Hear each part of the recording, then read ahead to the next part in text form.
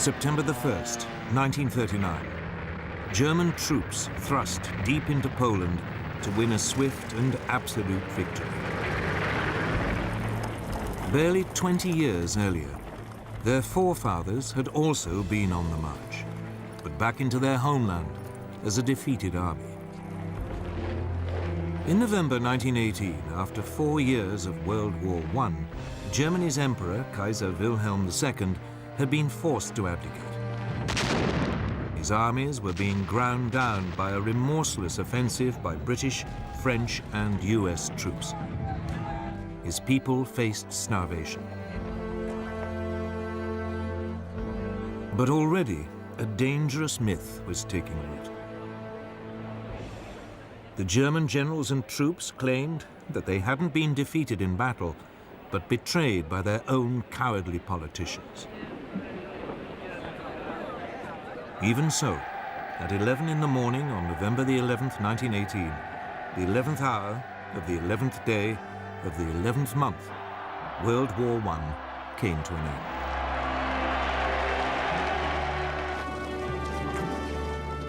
The following month, President Woodrow Wilson of the United States arrived in Europe, promising to create a new world order. He persuaded the world's leaders to sign up to a new League of Nations. At the Treaty of Versailles, they agreed that from now on, disputes between countries would be resolved not by fighting, but by debate in the League. The peoples of Europe were set free. Germany's ally, the Austro-Hungarian Empire, was dismembered. Out of it, new nations were created: Austria, Poland, Hungary, Czechoslovakia, Yugoslavia, Latvia, Lithuania, and Estonia. Germany itself was greatly reduced in size. But this process contained a time bomb. Not everyone celebrated the birth of countries like Czechoslovakia. Several of them contained substantial German minorities. One day, the desire to reunite the German peoples would come to haunt Europe. The war-torn German people also had one final indignity inflicted on them. They were forced to pay a massive £6.6 billion in reparations to France and Britain, something they could ill afford. And when he returned to America, Wilson's new world order immediately fell apart. The US Congress decided it could not risk being sucked into another war in Europe. It refused to join his league, and the US withdrew into isolationism. Germany was now a very different nation. It was still Europe's biggest country, but its militaristic monarchy had gone. It had become a democracy. But its government, the so-called Weimar Republic, was soon struck by a series of hammer blows. Street battles erupted between extreme right-wing nationalists and communists trying to start a revolution. Then, in 1923, the country was devastated by hyperinflation, which reached hundreds of % a month. Ordinary people's savings were wiped out. This was fertile ground for a new breed of rabble-rousing right-wing politicians. Among them, Adolf Hitler. Hitler had been born in Austria. He had fought bravely as a soldier in World War I and been awarded the Iron Cross. On returning to Germany, he settled in Munich, and his fiery oratory soon enabled him to seize control of the small National Socialist or Nazi Party.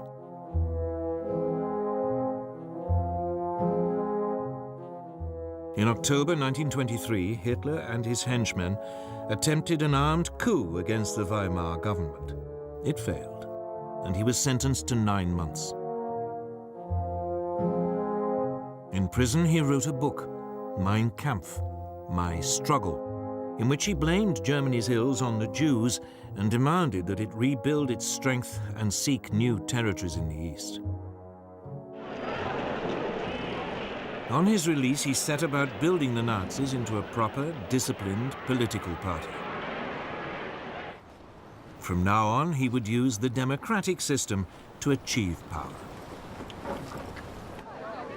But for the next 5 years, Weimar Germany prospered. Support for extremist parties, left and right, dwindled. Then suddenly, Hitler's opportunity arrived.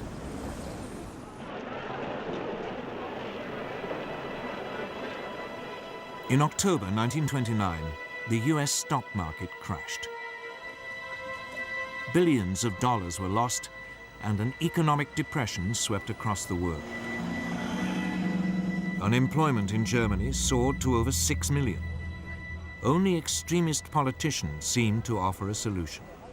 Wir haben ein Ziel uns gewählt und verfechten es fanatisch rücksichtlos. Politicians like Hitler. By 1931, his Nazis were a true mass movement.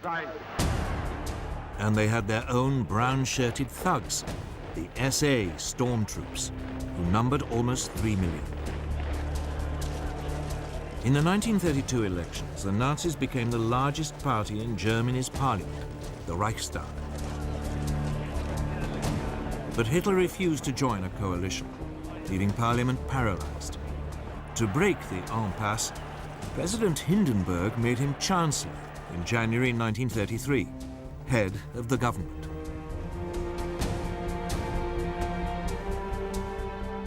Within a month, the Reichstag burned down. Hitler accused the communists and demanded emergency powers.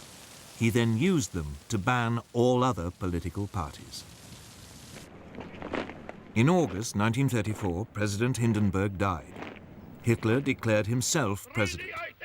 He was now absolute leader, the Führer of Germany.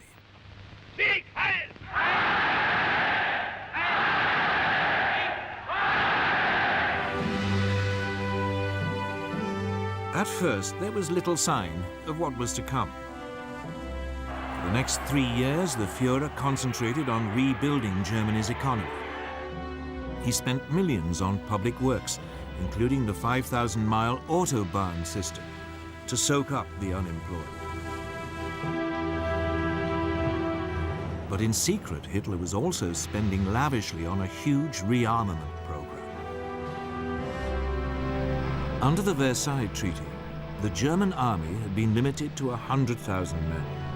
The country was forbidden to have an air force, tanks, or submarines. This small army was trebled in size. Then, in 1935, Hitler came out into the open. He unveiled a brand new air force, the Luftwaffe. It had 2,500 planes, far more than Britain or France. Unemployment plunged, and the Nazis became enormously popular. Now emboldened, the Führer made his first expansionist move. In 1935, he reoccupied the Saarland district on the French border, after it voted to return from League of Nations to German rule. A year later, he sent German troops into the Rhineland, part of Germany which had been demilitarized at Versailles. At the time, many felt that Hitler was only claiming back what was rightfully Germany's. Neither Britain nor France objected.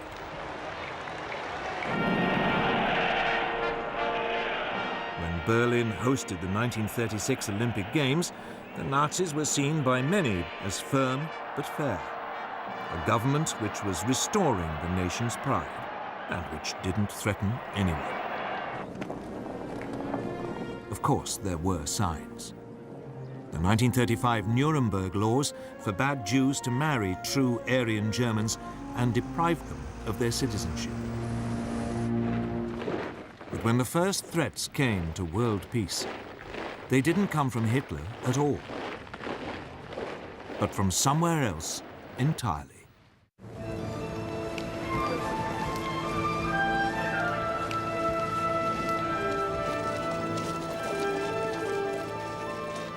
Japan, at the start of the 20th century, was already a military power.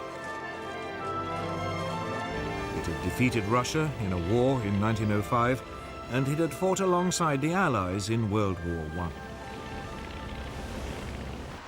After the war, Japan was an acknowledged world power, and it signed up to the League of Nations. But politically, it was a mess of contradictions. Nominally a democracy, the feudal tradition was still strong. Most Japanese revered their emperor as a living god and regarded him as their true leader. And the country faced major economic problems. Its population was exploding. And it had no natural resources to fuel its rapidly expanding industries. Its leaders needed solutions, and they saw them in Chinese Manchuria. Manchuria was a land of rich grain fields, with plenty of coal and minerals. It was a perfect target. Japanese troops were already stationed there. Other possible targets were the colonies ruled by the European powers: Burma, Malaya, and Hong Kong, controlled by Britain, Indochina, ruled by France, and the Dutch East Indies. But at this stage, Japan had to be cautious. They didn't want to rouse the other great power in the Pacific, the United States. For all its anti-imperialist slogans, the US actually ran an unofficial empire in the Pacific. The Philippines, Guam, and several islands were under its direct rule. It undoubtedly had the strength to take on Japan, but since the end of World War I, it had had other distractions.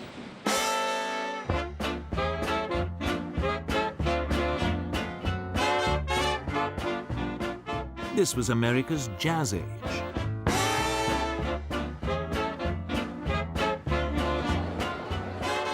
Throughout the 1920s, the nation concentrated on exploiting its vast resources.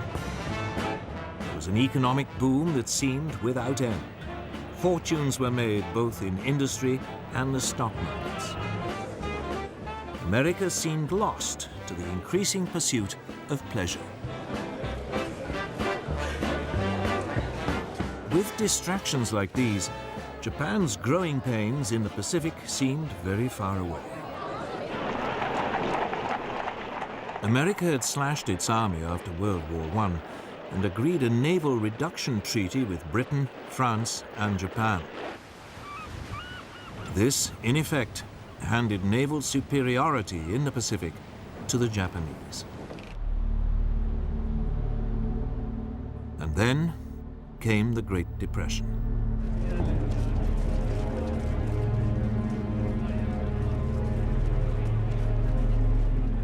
As the economic devastation spread, a quarter of the population lost their jobs. Tens of thousands were made homeless, living in shantytowns. Whereas before it had been distracted by pleasure, now America was distracted by pain. It was time for Japan to make her move.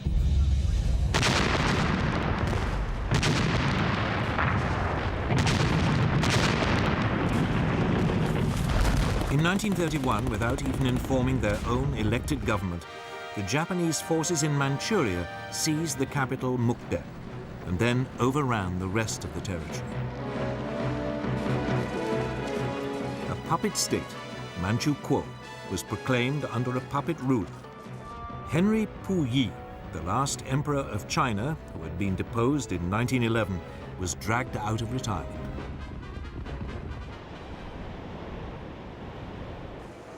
At its headquarters in Geneva, the League of Nations now faced its first great test. Japan was universally condemned. But her response was blunt.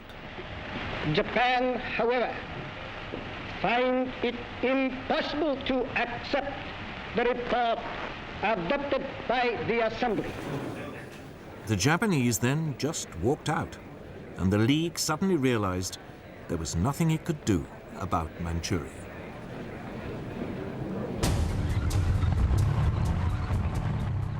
Japan was declared an international pariah, but it didn't care. Its leaders had turned their eyes to further conquests in China. These were easy pickings. China was in a state of chaos. The government of Generalissimo Chiang Kai-shek was locked in conflict with the Chinese Communist Party under Mao Zedong. There was civil war.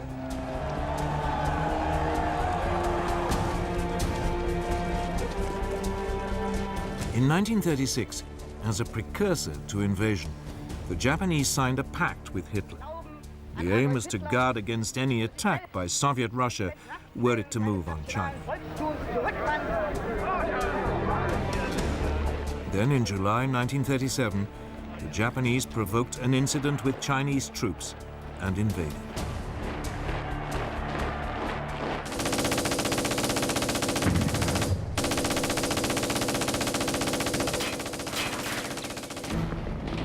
At first, the Chinese were taken by surprise.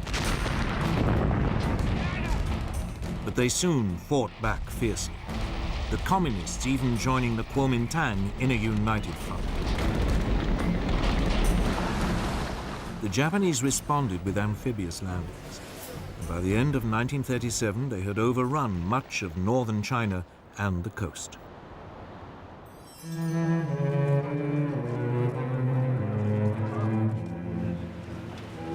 The Japanese fought this war with exceptional brutality, bombing cities indiscriminately.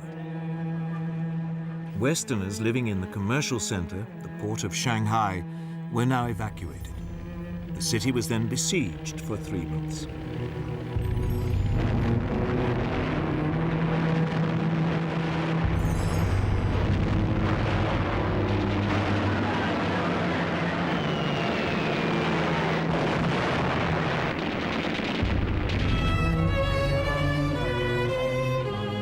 It suffered widespread damage, the Japanese forces showing no pity or concern for the native population. But it was after the capture of Nanking, then the Chinese capital, on December the 17th, 1937, that the Japanese forces really ran amok. Over 300,000 civilians are estimated to have been massacred during a 6-week orgy of rape and indiscriminate killing.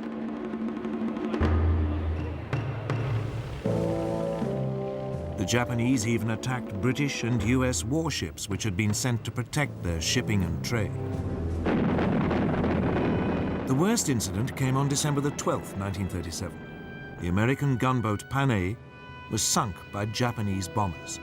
50 crewmen died. Despite this, the Western powers refused to intervene. So the League of Nations could do nothing. In the United States, President Roosevelt wanted to impose a naval blockade of Japan. It has become clear that acts and policies of nations in other parts of the world have far-reaching effects on us. But the British would have none of it, fearing that it might provoke a war. So all Roosevelt could offer was a $25 million loan to Chiang Kai-shek to buy arms.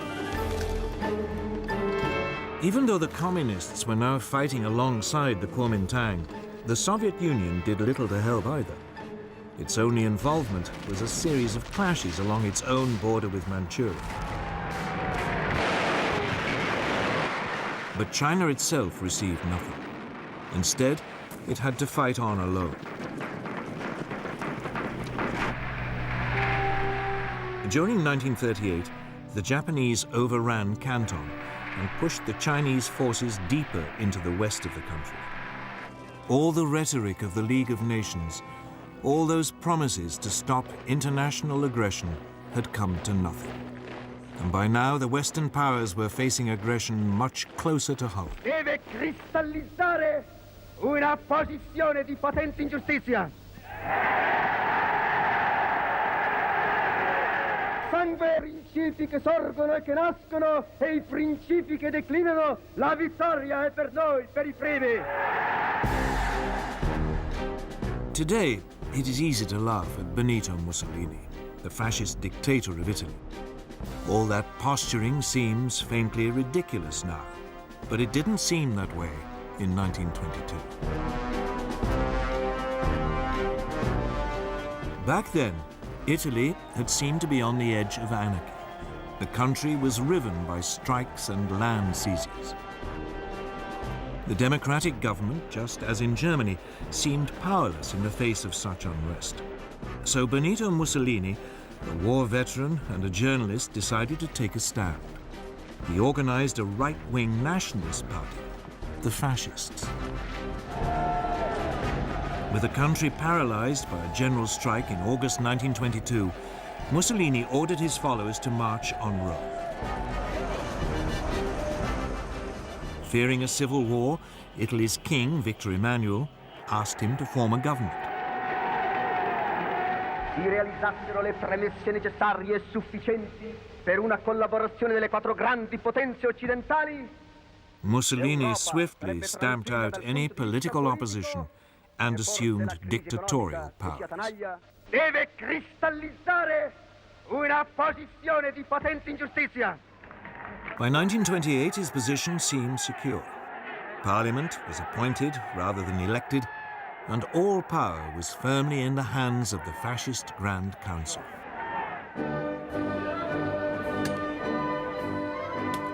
Like Hitler, Mussolini's first acts made him immensely popular. Massive programs of public works provided employment and transformed Italy's infrastructure. Corruption was rooted out and the mafia more or less eliminated. Italy's armed forces were built up, including an advanced modern air force. In the Mediterranean, Mussolini launched a powerful navy, bigger than the combined might of the British and French Mediterranean fleets. When the Great Depression came, Italy seemed to weather it better than most. Mussolini became a source of worldwide inspiration. Political leaders, not least Adolf Hitler in Germany, saw the fascist system as a role model, strong and purposeful, in contrast to the weakness of the democracies in Britain and France. But Mussolini wanted more than adulation. He wanted to recreate the Roman Empire, and he already had a target in mind for his first imperial land grab.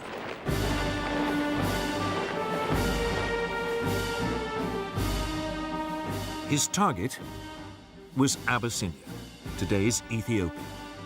Italy already had colonies on its borders in Eritrea and Italian Somaliland. In December 1934, Italian forces provoked a clash with Abyssinian troops at an oasis in the Ogaden region, well inside Abyssinian territory. Mussolini then sent reinforcements to Eritrea and Italian Somaliland, demanding that Abyssinia pay reparations. The Emperor of Abyssinia, Haile Selassie, appealed in person to the League of Nations. He called on it to live up to its ideals. Here was a small nation under threat from another member of the League. This was the supreme test.